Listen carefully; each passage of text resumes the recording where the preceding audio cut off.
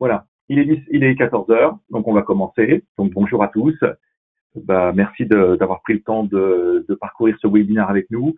Je suis Roméo André, donc directeur de mission et un de vos contacts sur Amel Kislead.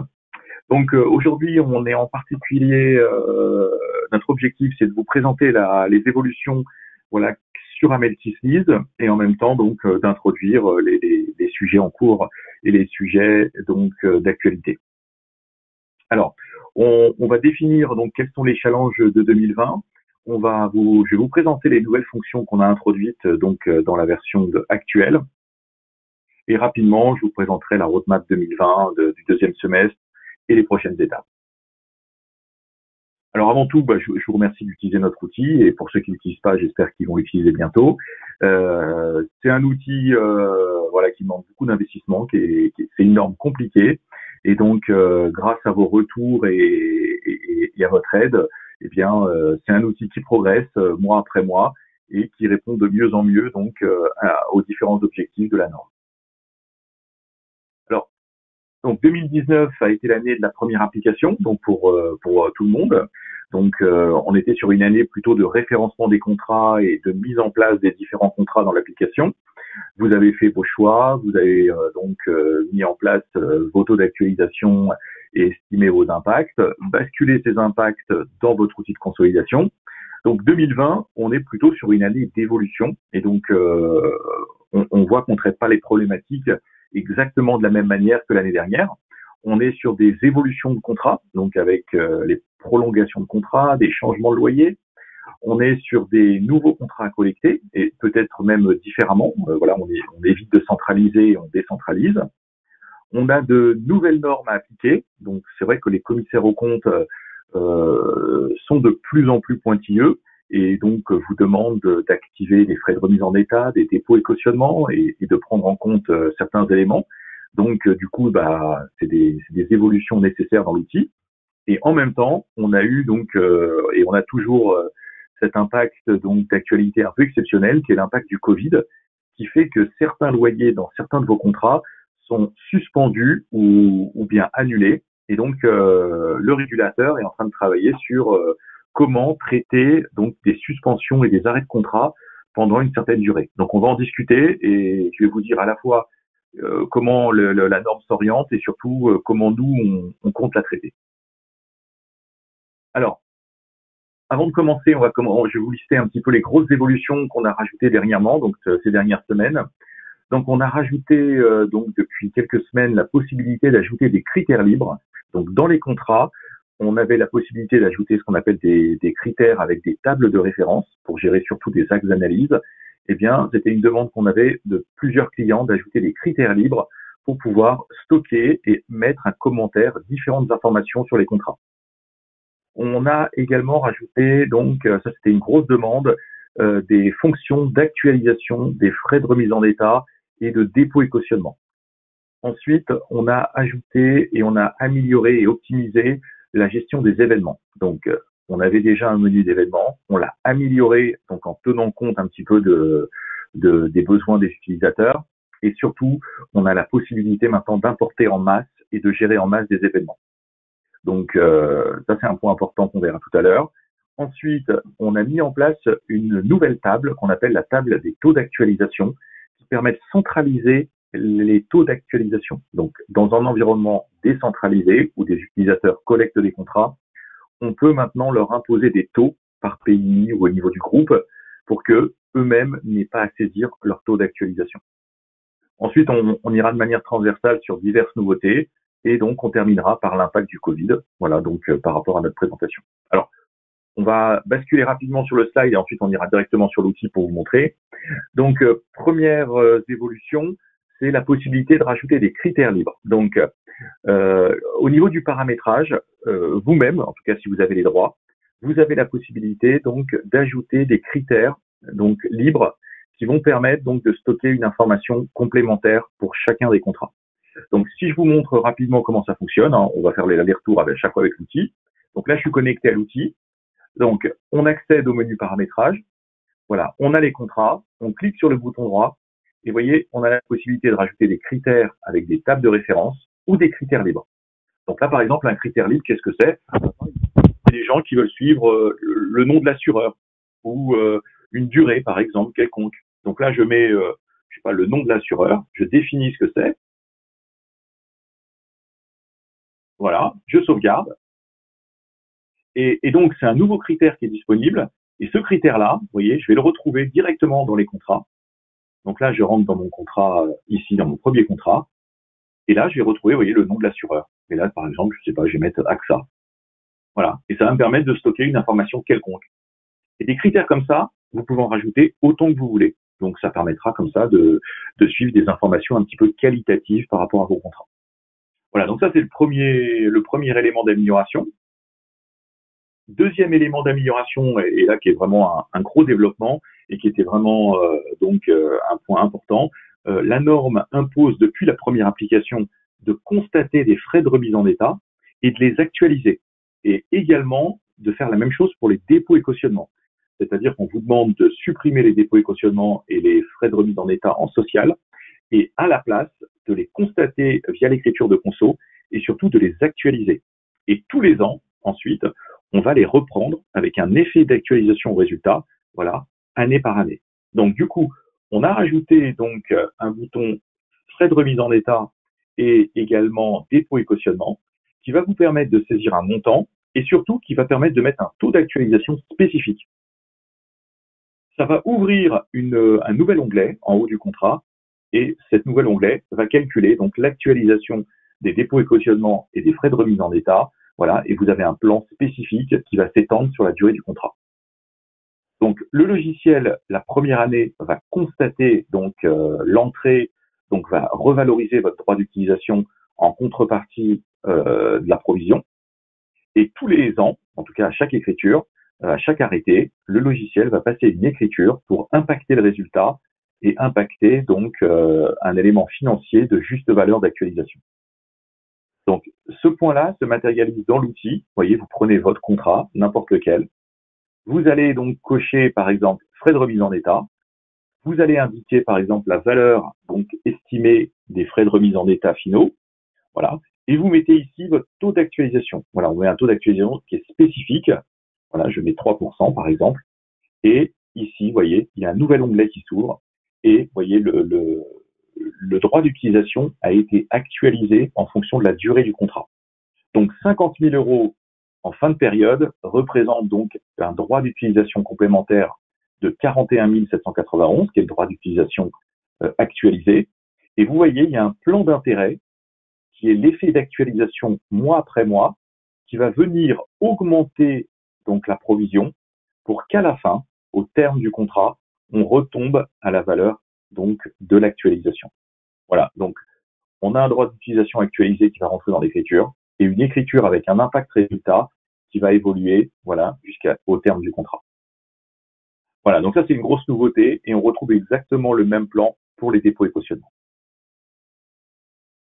Ensuite, le point donc d'actualité avec des éléments importants, c'est tout ce qui est gestion des événements. Donc à partir de cette année, vous en avez déjà eu peut-être quelques-uns l'année dernière, mais cette année, vous êtes confronté donc à des modifications de loyer, à des changements de taux d'actualisation, à des prolongations de contrats et à des sorties de contrats. Donc tous ces éléments-là étaient déjà gérés dans l'outil, mais étaient gérés de manière non optimale. Donc là, qu'est-ce qu'on a fait? Première étape, on a mis en place une vue événement afin d'avoir une vision transversale des événements. Voilà. Donc si vous faites un événement sur un contrat et que vous faites des événements sur X contrats, eh bien, c'est important de pouvoir voir tous les événements que l'on a. Le deuxième chose, c'est qu'on a donné la possibilité et qu'on a simplifié la possibilité d'importer des événements. Voilà. Alors, il y a des gens, au début de la mise en place de l'outil, on pensait que la gestion des indices allait peut-être nous aider à créer des automatismes, mais on voit que les indices sont très compliqués parce qu'ils ne sont pas appliqués de manière régulière. Donc, on a privilégié plutôt la possibilité de préparer un fichier Excel et de pouvoir importer en masse des tonnes d'événements. Voilà, ce qui est beaucoup plus optimal et l'utilisateur peut contrôler ce que l'outil fait. La troisième chose, c'est qu'on a rationalisé la vue d'événements. Donc là, ici, on a donné plus d'informations à l'utilisateur pour bien comprendre, voilà, qu'il est en train de faire en termes d'événements. Et enfin, on a mis en place une date d'application. Voilà, je vous ai expliqué pourquoi tout à l'heure, afin donc de respecter l'entrée des événements. Alors, comment ça se traduit? Alors, vous avez une vue événement sur le côté que je vais vous montrer, donc en dessous de simulation. Et cette vue événement va lister tous les événements que vous avez créés, soit à l'intérieur des contrats, soit directement dans cette vue. Voilà. Et cette vue événement, on peut l'exporter, on peut la réimporter. Et donc, grâce à un fichier Excel, on peut comme ça, pour chaque contrat, donc importer un ou plusieurs événements en masse. Alors, avant de rentrer dans l'outil, je vous montre la suite des éléments. La deuxième chose qu'on a fait, eh bien, à l'intérieur des événements, donc, on a rationalisé la saisie des événements. Alors, par exemple, des choses qui étaient peut-être simples, mais qui n'étaient pas bien faites, c'est que on saisit à présent le loyer de manière annuelle. Donc, même si vous avez un loyer payé de manière mensuelle, eh bien, comme sur la fiche contrat, on saisit le nouveau loyer annuel et le logiciel calcule lui-même le taux mensuel. On va indiquer également le taux d'actualisation. On va mettre le taux global annuel. Et là aussi, le logiciel va calculer le taux intermédiaire. Sur les prolongations, on va indiquer la nouvelle date, on va indiquer le début de la prolongation et le logiciel va calculer la nouvelle fin. Voilà, donc ça donne une indication sur la nouvelle fin. Voilà, et on a intégré donc à cet endroit-là une notion de date d'application. Alors là aussi, on va rentrer directement dans l'outil. On va créer un événement, par exemple ici, on va faire nouveau, voilà. Et donc là, vous voyez, on a la date de l'événement. Donc la date de l'événement, c'est la date réellement auquel le contrat va bouger. Donc là, vous voyez, par exemple, j'ai un contrat ici par exemple en 2024. Et bien en 2024, au 1er avril, on va changer le loyer, par exemple. Donc là, ici, je vais dans l'événement, je mets ici le 1er avril 2024. Alors voilà, donc là j'appuie un petit peu sur les boutons, voilà. Voilà, mais on va mettre que c'est une augmentation de loyer. Voilà. On va mettre le nouveau loyer. Donc, vous voyez, au niveau des champs, on a bien mis le loyer initial. On a rappelé des informations qui sont beaucoup plus importantes pour l'utilisateur de manière bien claire. On va mettre, par exemple, 70 000 euros. Voilà. Mais on a mis une date d'application. Voilà. Alors, pourquoi on a mis une date d'application?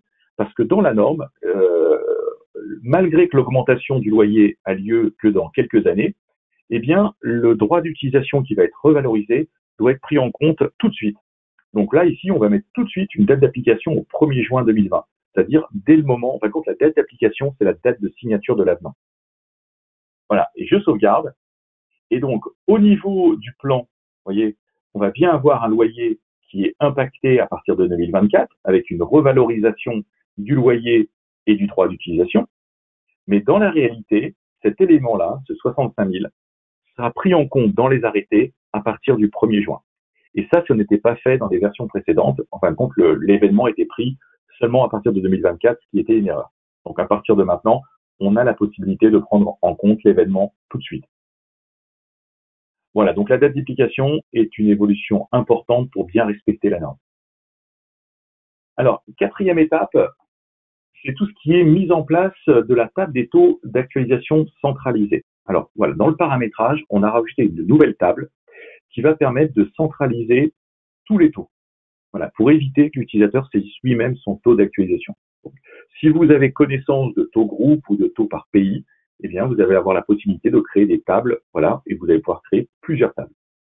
Donc, on va dans la vue table, au niveau du paramétrage, on va créer une nouvelle table, France, Espagne et X pays. On va indiquer la durée, voilà, le nom de la table. On va indiquer la date de début et le logiciel. Ensuite, on va l'attacher aux sociétés. Et pour chaque société, donc du coup, le logiciel, quand on sera dans les contrats, va appliquer la table que l'on aura pré-remplie. Donc, je vous donne un exemple. Si vous avez un contrat qui commence le 1er janvier 2020, qui a une durée de 18 mois, eh bien, le logiciel en colonne vous montre la date de départ des contrats. Donc, un contrat peut commencer à n'importe quel mois. En ligne, vous allez indiquer vous-même les plages de durée. Est-ce que le contrat il dure 12 mois, 24 mois? Donc, tout ça, c'est bien sûr, c'est modifiable. Et vous allez remplir au centre les taux. Donc là, le logiciel va croiser Si j'ai mis un contrat qui commence le 1er janvier 2020, il va tomber sur cette colonne-là. Si je mets 18 mois, donc c'est inférieur à 24, eh bien, il va prendre 2%. Voilà. Donc, grâce à cette option-là, le logiciel va imposer des taux pour les sociétés. Et donc, l'utilisateur qui saisit un contrat ne va plus lui-même mettre son taux. Et vous voyez, on visualise cet élément-là. Donc, juste en dessous du taux, on a un nouveau bouton qui s'appelle « Appliquer le taux groupe ». Voilà, donc là, ici, vous voyez, on va naviguer ensemble. On va dans le paramétrage. Je vois ma table des taux d'actualisation. Vous voyez, j'ai créé en faisant nouveau une nouvelle table de taux d'actualisation. Vous voyez, donc on a indiqué le nombre de colonnes que je souhaitais, la date de début. Et cette table, on la visualise, vous voyez. Donc on a tous les éléments à remplir, tous les croisements à remplir. Ici, vous remplissez les durées, vos durées. Ici, c'est la date de départ du contrat. Donc tout ça, bien sûr, ça s'exporte sur Excel. Ça se réimporte à partir d'Excel. Voilà. Et ensuite, donc on va recliquer sur paramétrage. Voilà, tout ça, ça peut s'exporter à partir d'ici et ça se réimporte. Voilà. Et donc, quand vous êtes dans la saisie des contrats, vous voyez, donc je vais prendre mon deuxième contrat. Donc, mon utilisateur qui crée un contrat n'est plus obligé de rentrer son taux d'actualisation. On va cliquer sur appliquer le taux de groupe. Et vous voyez, automatiquement, le logiciel sélectionne le taux de la table en fonction de la date de départ et de la durée. Voilà. Donc, du coup, en termes de sécurité, c'est beaucoup plus précis. Voilà. Donc, ça, c'est une grosse amélioration. C'est une grosse fonctionnalité. Voilà. Alors ensuite, on passe sur quelques fonctionnalités diverses. Alors première chose, ça c'est un utilisateur qui nous a demandé, on a rajouté dans la partie Contratech la possibilité donc de dévalider un contrat. Alors, comme vous le savez, vous créez un contrat. Pour que le contrat soit pris en compte dans la consolidation, il faut le valider. Mais si vous avez envie de faire une simulation et de faire un test et vous voulez que le contrat ne soit plus pris en compte, eh bien, vous avez la possibilité de cliquer sur dévalider.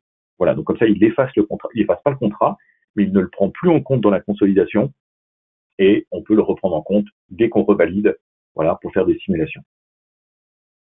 Ensuite, en termes de nouveautés, on a créé des nouveaux états de restitution et d'export. Voilà, donc là, ça aussi, c'était demandé. Donc, première chose, on a créé au niveau des arrêtés comptables, on a complété l'état par échéance.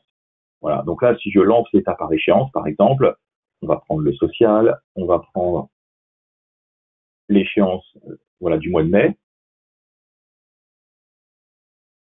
Alors, on retrouve en haut l'échéancier des dettes. Voilà. On retrouve donc en nouveauté depuis quelques mois l'échéancier des loyers, des paiements des loyers. Mais on retrouve également, donc ça c'était une demande, l'échéancier des intérêts financiers. Voilà, donc ça c'est une demande nouvelle qu'on a eue il y a quelques temps, et donc maintenant on a l'échéancier quasiment de toutes les valeurs. Voilà, donc en termes d'échéancier, ça a été complété.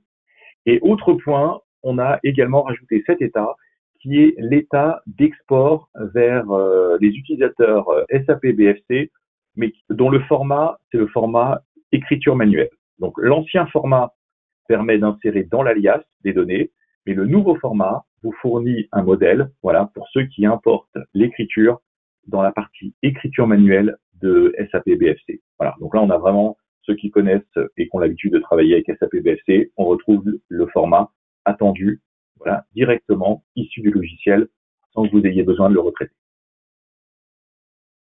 Alors, en termes de nouveautés également, alors depuis le mois de mars, on a donc fait beaucoup d'efforts et on a fait beaucoup de travaux sur le calcul des cut-offs. Donc les cut-offs sont intégrés depuis l'origine dans l'outil, mais c'est vrai qu'ils n'étaient pas toujours très bien rationalisés et pas toujours très bien calculés.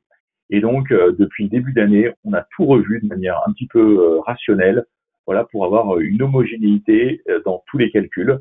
Donc pour les intérêts, par exemple, on a un bon calcul entre contrat en début de période et contrat en fin de période, avec le calcul des intérêts courus pour les contrats en début de période.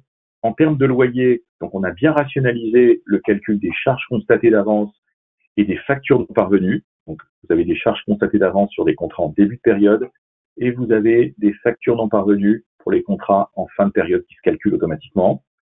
Pour les amortissements, donc on a les intérêts et les loyers, on a également une proratisation voilà, qui est propre et bien calculé. Voilà, si vous avez par exemple un contrat trimestriel, mais que vous faites un arrêté en janvier, là vous avez vraiment uniquement 31 jours qui sont pris. Donc le logiciel prend un tiers des dotations, voilà, dans vos arrêtés. Alors aussi, pour gagner en transparence, on a rajouté en haut des arrêtés synthétiques, quand on interroge un contrat, on a rajouté le ratio qui est utilisé pour le calcul des cut-offs. Donc quand vous lancez un état, vous voyez, vous allez dans synthèse ici, et alors il faut prendre un seul contrat. Eh bien, quand vous exécutez, eh bien, en haut du contrat, vous voyez, on voit bien que le logiciel a calculé 3% de cut-off. Donc c'est pour ça qu'on retrouve, vous voyez, dans les comptes 486, qu'on retrouve, on va dire, 3% du montant du loyer. Voilà, donc cet élément-là permet donc de donner la référence du ratio utilisé et donc va aider l'utilisateur à retrouver les chiffres de l'arrêté. Alors, autre nouveauté également, donc, pour les nouveautés, on a terminé. Et on termine notre discussion et notre webinaire sur l'impact du Covid sur les contrats. Donc, il y a un nouvel, le régulateur est en train de réfléchir sur l'impact. Donc, qu'est-ce qui s'est passé cette année? Donc, avec nos éléments exceptionnels, eh bien, on a un certain nombre de loyers qui sont reportés ou annulés, partiellement ou totalement. Donc, du coup, on a un impact sur le retraitement IFRS 16 parce qu'on a des loyers qui vont disparaître si on vous a accordé des annulations. Donc, le premier cas, c'est s'ils sont reportés. Donc, vous ne les payez pas tout de suite, mais vous les paierez plus tard. Alors ça n'a pas d'impact sur les IFRS 16 parce que en général, vous allez calculer en social une facture non parvenue. Voilà, vous allez calculer donc quand même une charge et donc on doit continuer à éliminer la charge, même si en fin de compte, on ne va pas payer tout de suite. Le cas où on va avoir des impacts, c'est quand on a une annulation partielle ou totale des loyers. Donc, si vous avez une annulation des loyers, eh bien là, on aura un réel impact. Donc, il va falloir matérialiser dans l'outil cette annulation. Alors, la première chose à savoir, c'est que le régulateur n'a pas encore publié les textes. Donc, on va dire la règle définitive n'est pas encore adoptée. Donc, si la règle est adoptée, donc si elle est adoptée, elle va s'adopter très rapidement là pour les clôtures du semestre. Eh bien, la particularité, c'est qu'on va devoir donc annuler des loyers, et donc ça aura pour conséquence donc de réduire la dette. Mais contrairement à des événements de modification du loyer qui impactent à la fois la dette et le droit d'utilisation, eh bien là, on aura un retraitement qui diminue la dette, qui ne va pas diminuer le droit d'utilisation. Et la différence entre les deux, c'est un impact résultat non courant. Donc, si la règle, en tout cas si la norme se précise et si elle paraît, eh bien, on va devoir créer une nouvelle fonctionnalité qui ressemble un petit peu à des franchises, sauf que dans l'outil, on va rajouter un champ franchise qui vous permettra donc de dire que j'ai 1, 2 ou 3 mois ou 4 mois qui sont annulés. Et donc cet impact-là va réduire la dette. Et donc l'impact de la réduction de la dette, alors que la DU n'a pas augmenté, eh bien, on aura un impact dans l'écriture, donc dans un compte de résultats non courants. Voilà, donc on travaille sur cette fonctionnalité. Pour l'instant, donc elle n'est pas mise en place. Si on doit la mettre en place, on la mettra en place en juillet. Voilà. Donc sur ce point-là, c'est voilà des difficultés complémentaires et des impacts complémentaires voilà qui risquent d'apparaître. Alors pour terminer, je vous montre un petit peu les évolutions qu'on aura encore cette année sur l'outil. Voilà, donc c'est un outil qui évolue encore, on a encore de nombreuses demandes. Donc au mois de juin, on a une fonctionnalité qui va arriver là très rapidement, c'est la mise en place de fonctions de clés de répartition pour les axes d'analyse. Donc tout à l'heure, je vous ai parlé des axes libres. On pouvait rajouter des attributs libres dans les contrats. Donc dans l'outil, on peut rajouter des axes d'analyse avec des critères de référence, par exemple pour stocker une information par business unit ou par centre de coût. Mais la demande des clients était de pouvoir, pour certains contrats, de les répartir par pourcentage, de dire voilà, j'ai 3% sur le marketing, 6% sur les frais corporate et voilà, par exemple, 80% sur un autre centre de coût. Et bien donc ça, c'est une fonctionnalité qui va apparaître dans l'outil. En juillet, on va également finaliser la vue analyse. Donc la vue analyse, c'est un genre de tableau croisé dynamique qui sera disponible directement dans l'outil, qui permettra de faire des analyses directement dans l'outil et de pouvoir mettre tous vos contrats l'un à côté de l'autre et de faire des glissés de champs pour faire des analyses transversales. Voilà, donc ça c'est quelque chose qu'on avait déjà créé, qui n'a jamais été finalisé, mais qu'on espère finaliser en juillet. Alors en juillet également, si donc ce qui se précise, la norme se précise, on mettra en place également la franchise exceptionnelle, voilà, pour les loyers régulés en 2020. Alors en août et pendant donc le quatrième trimestre, on va re-réfléchir à l'application de la gestion des indices et des augmentations d'événements automatiques. Voilà, donc ce point-là, on a une grande partie qui existe dans l'outil, mais qui est en réalité difficilement applicable. Eh bien, on va essayer de revoir donc avec certains de nos clients et de nos utilisateurs comment on peut mettre en place une fonction de gestion d'augmentation de loyer automatique de manière pertinente avec les indices. Et enfin, au quatrième trimestre, on a des sujets qui sont moins utilisés mais qui peuvent arriver. Donc, la possibilité d'envoyer des mails de notification, voilà, quand on a des événements, quand on a des contrats qui arrivent à terme, voilà, pour vous avertir automatiquement. La réflexion sur la sous-location, donc quand on est soi-même un loueur, eh bien, donc il y a des calculs particuliers. Donc, ça, c'est des points qu'on va essayer de mettre en place. Et enfin, tout ce qui est réduction de surface. Voilà, il y a un traitement particulier pour les réductions de surface avec un impact résultat. Eh bien, là aussi, on essaiera de le mettre en place prochainement. Donc voilà, on a fait un petit peu le tour des nouveautés. Moi, je tenais à vous remercier, voilà, donc de votre attention et surtout de vos retours et de vos remarques que l'on a sur cet outil-là, voilà, de manière journalière. Hein. Donc, on essaye de les prendre en compte, on essaye de corriger, de faire évoluer l'outil en fonction de vos besoins. On essaye surtout, et là, je, beaucoup de clients me l'ont dit, de stabiliser l'outil. Je comprends que un outil dont les chiffres bougent et qui n'est pas stable est vraiment très gênant. Donc, on fait vraiment le maximum pour le stabiliser. C'est un sujet compliqué et c'est un outil, voilà, avec des calculs vraiment complexes et très fins.